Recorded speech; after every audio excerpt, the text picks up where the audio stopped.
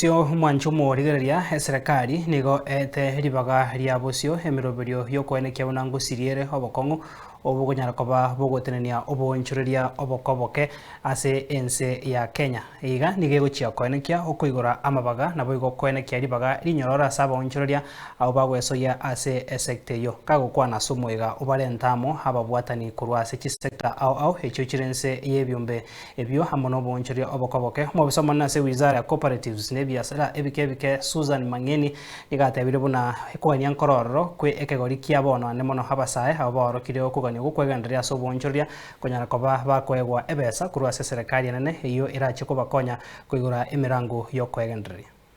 We also thinking about a tiered financing model to reflect what we have in this MSME ecosystem. You saw on Saturday, exactly the president talked about an MSME financing gap of 3 trillion. And for the last 3 years, the commercial banks said they have only injected 1 trillion.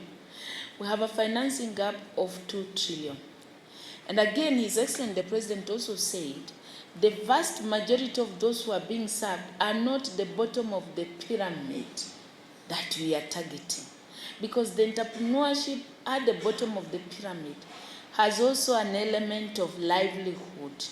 Because that mama mboga, akiweka mboga yake leo jioni, she is assured kwamba hata lala njaa. Atakula kwanza hiyo mboga, alafu ndiye asonge mbele. So before they think about profit, the prosperity, they're always thinking about livelihood. So if that is the case, then what we need to do, we need to adopt a tiered financing model. Number one, which recognizes the social impact of the financing that we do.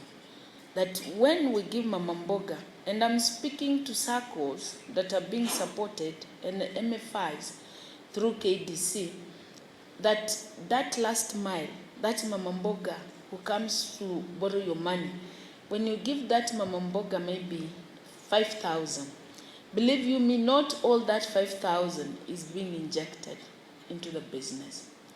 1,000 could be taking someone back to school. Like now kids have come for midterm, right? Now they need to go to school. Hata sema hii pesa ni ya kuinject, anachukua the 1,000 and take it, do those other social obligation.